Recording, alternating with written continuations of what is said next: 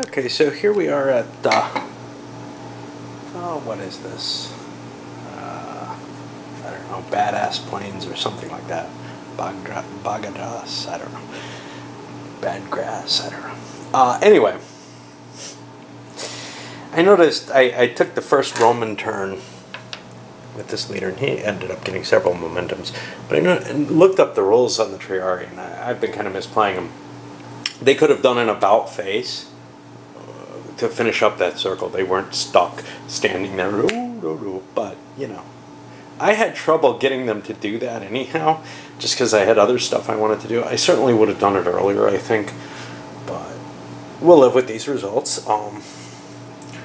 Rome is taken more hits, in no question, than had they, you know. We're only talking about a couple units right now, but mainly because their position is weakened at this point. But it's not terrible.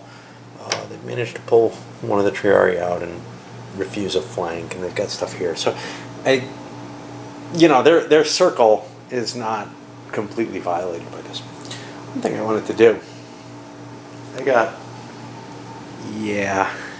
my pile got bigger. I got a lot of games, but I want to take a quick look. I don't have an impressive game room. It's more of a storage room at this point. But I have a light now, which I didn't used to. But I'm finally beginning to see, you know, my shelves showing up. We still got a lot of computer books in there, but we're beginning to get the games filling up in here. I got some more boxes coming, and of course I got what's in the living room. You know, other people seem to have less games than I do numerically listed, and more shelf space taken up. I guess it's all the magazine games. But then I also have my closet here. Just thought I'd give you guys a glimpse. And more computer books. I'm trying to pull my books out of here. Those are magic cards. I think I got more somewhere else. I don't know. But I just thought you'd like to see how wonderfully I organize my games. I got a couple of shelves when I had my car, and well, now I don't have a car. I was planning on getting more shelves as these boxes came so that I'd have room for books and games. There's all my tables piled up with some games on them. Yeah, I'm not the most organized person. Elephants is dangerous. I don't care who you are. The Romans attacked an elephant with a one cohesion hit unit. One cohesion hit against it. It was a depleted unit, but no big deal. They smack into the flank of the elephant, end up routing the elephant. They took some damage from archers and from the combat table, but it rampages, is what they do when they rout. It hit that unit, it hit another unit. Eventually, it ends up on the dead pile. The unit that attacked it advances, gets shot by some more elephant javelineers. It routs. Before it can force a morale check against the weakened elephant, which of course might have caused even more damage to the Roman line, but it could have caused problems to the phalanxes, who knows.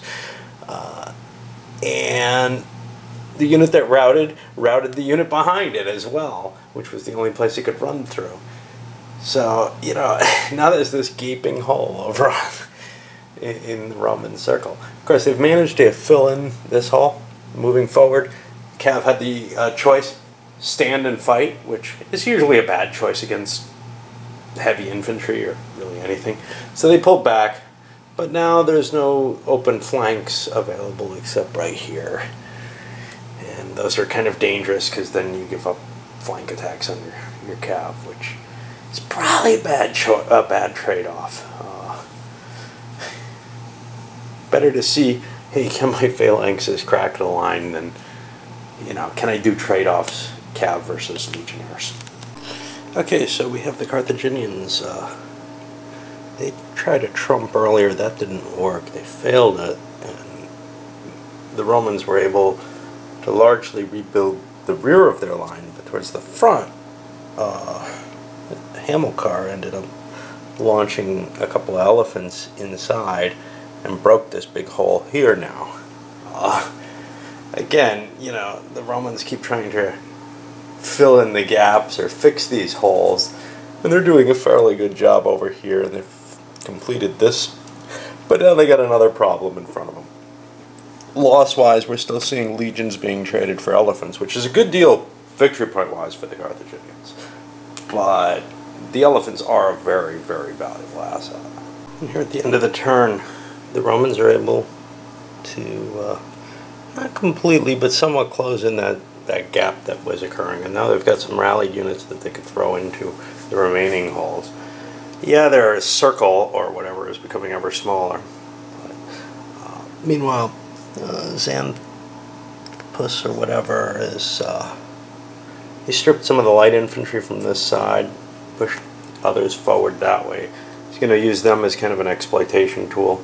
They're lower risk to lose than the cav, and can be thrown into some kind of weird little positions that maybe the cav could be used for too, but sometimes you might be able to get away doing it with just the lights of the medium infantry. Same thing here with the medium infantry being brought over to the main frontal assault, hoping to take advantage of situations where the phalanx cannot, and I'm running out of elephants to really exploit them. Did a bunch of rallying along the line.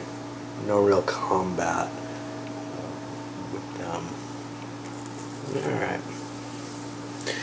Well, I guess we push on to another turn. We got a routing Roman heading here. Oh, here's what I forgot. I forgot points. 6, 12, 18, and 4. 4 puts us to 36. 18 puts us up to 83. So, it's not going well for the Romans. There's no question. But this scenario supposedly is balanced heavily against them, so that's not too surprising. The Romans continue to rationalize the Triarii line. They put some legionary units into the one end where it was broken, we see, but the rest of it's in fairly solid shape. Also down here, they drove that elephant out of there and managed to rout a phalanx because the elephant rampaged into it. So things are looking a little stronger for the Romans, whether or not, you know, the points are still way against them though. So I want to highlight here one of the problems that this and a lot of hex and counter-tactical games have. I've got this line here. This is part of what I've formed as my circle. I've got another line here. I can't help but expose this flank. I mean, I can't. I can't turn this unit this way, or I expose a flank here. I can't be back a space, or I expose this flank. There are some games, I believe the Civil War Brigade series, which make an attempt to say, look, you know, you've got a contiguous line here. You know, there is no flank. And from what I can tell from my reading of this, and I haven't delved into the rules to try to find, wow, this really pisses me off, because it's such a common effect in war games. Is there something that takes care of this? This really disturbs me, because with a set of phalanxes, it actually makes sense, and this game derives from the Alexander game, and it's okay. It makes sense that there will be an exposed flank, and you have to cover that with cav. Legions, I'm not so sure that they were so rigid.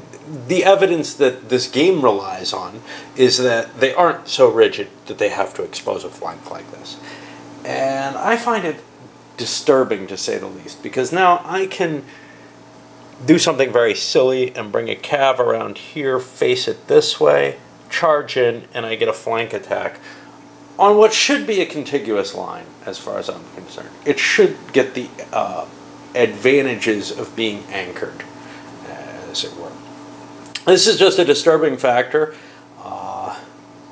and it's allowed me to apply enough pressure to crack the line. Now, one could say that there are weak spots in any formation, and that the hex grid is just sort of somehow abstract, you know, making an abstract simulation of that fact, that you can if you work hard, find some little location where you can apply the proper pressure and break it. And that's pretty much how I'm trying to play it in my head.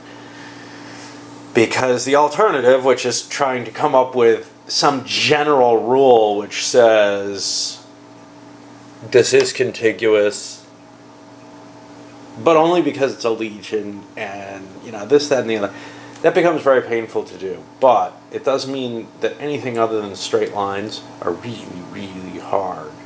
You can't defend in say a big square like this or whatever.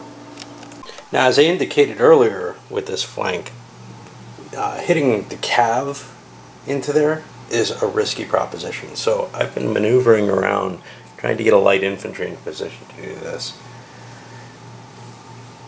And Romans could counter by shifting their forces about, and then the light infantry would have a harder time maybe hitting what it's trying to align for. At the same time, I'm seeing a couple of the Carthaginian phalanxes have smashed into the line, trying to buckle it again. They haven't done too well, but trying to push this forward. And the Carthaginians applied some pressure with light infantry and some of their medium infantry to break a couple of units that otherwise were kind of, that had a slight exposure. Now this was a very strong position in the Roman circle, if you will. A lot of units there, but some of them were a little exposed, and we slammed into the sides of two of them, one of which is routed, the other stood, and then also hit a unit that kind of advanced a little too far on its after attacking. And then die roll of doom, turn ended, and this is pretty much where we are. I'll do the cleanup, etc. We don't have a lot of losses. 2 African, 5 more Roman. And the numbers just keep growing for the Romans. Alright, this is the advantage of elephants. I mean, yeah, they're a little fragile, but they're about as good as the best units, and they don't cost you a lot to lose. Alright, I'm going to wrap this one and send it up to you, because I've been without uploading for a while. I'm just too damn stressed in my life to do a lot of gaming.